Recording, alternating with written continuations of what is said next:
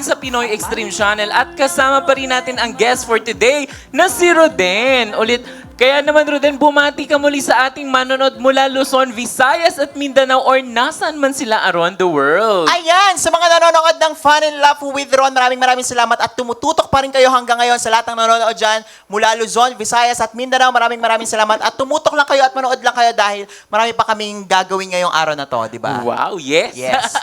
Just enjoy. Just enjoy the Yes. show. Ayan. Dito Roden, no, nagkaroon ba minsan sa iyong sarili na doubt na baka walang sumuporta sa'yo, manood sa'yo sa mga vlog or as a radio host? Wala naman. Actually, wala naman. Pero ayun yung mga starting ako. Yung starting ako. Kasi syempre pag nag-uumpisa ka pa lang, talagang oonti lang yung mga sumusuporta sa'yo. Like parang 1 views, 2 views, 3 views, 4 views to 100 views lang. Totoo. And then, sabi ko, actually dun pa lang, natuwa na ako. May 100 views lang ako para sa akin, 1,000 views na yon. So kahit yung maliliit lang na views, talagang ina-appreciate ko na siya. Kaya siguro hindi ako nagkakaroon ng doubt na sumuko sa mga bagay-bagay. Kasi kahit maliliit na bagay, talagang para sa akin, malaking bagay na yun eh. Tama. Yes, hanggang sa nasanay na lang ako. Ayun yung nagmamotivate sa akin. Kahit 10 views lang yan, okay na sa akin yun. Kasi nagbigay sila ng time and nag-effort silang manood ng views ko. And then, ayun na nga, hanggang sa natuwa na ako, padami na ng padami yung views ko hanggang sa dumating na sa point na umaabot na ng million yung mga views ko sa contents creations ko. Wow. So, pero ito, paano ka naman napunta sa 87.9? Ito ba ay in-invite ka or talagang nakitaan ka ng potensyal na maging radio host? Okay. So, nag-start ako sa 87.9 FM sa Radyo Binyan way back, I think 2023. Nag-start ako as a guest lang. Guest, ganyan-ganyan. We have, Binyan City Content Creators na tinatawag. And one of our members ay radio host na siya doon. Wow. Si Kuya Vin Escueta, ayun, shoutout kay Kuya Vin Escueta. So, isa na siyang radio host doon hanggang sa dumating sa point na nakikitaan niya ako ng potensyal.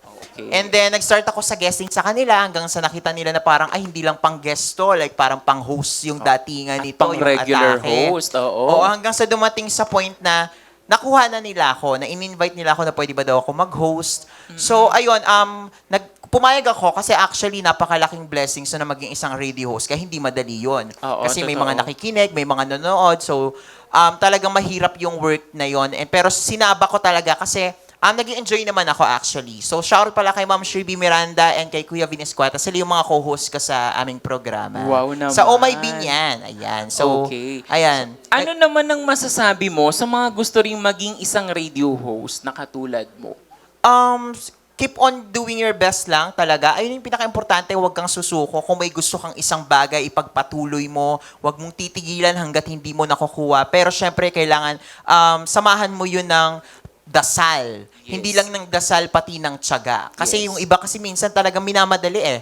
On process lahat ng bagay, hindi lahat ng bagay gusto mong makukuha mo siya agad. Totoo. So talagang meron siyang process na talagang kailangan galingan mo, kailangan effortan mo, and bago ka mapunta dun sa gusto mong bagay at bago mo makuha yung isang bagay. Tama. At saka minsan, ititest ka talaga ni Lord eh. Kung Yes. parang hanggang saan mo talaga gusto to. Actually, ayun talaga yon. Kaya huwag kayong panghihinaan talaga ng loob kung gusto niyo yung isang bagay, ipagpatuloy niyo lang. Tama. Pero balita namin, Roden, ay isa ka ring dancer. Ayan. O, di ba? Natawa ka na. Siyempre, nagsasaliksik kami dito, di ba? Oo. At siyempre, hindi kami papayag na hindi mo kami mabigyan ng sample ng isang mala TikTok moves mo. Mala TikTok. Okay, sige. Push natin yan. Sige, O, push sige. na natin. Okay, Agad-agad. sige. Kaya naman, guys, music, please. Tay sumayaw, sige walang titigil.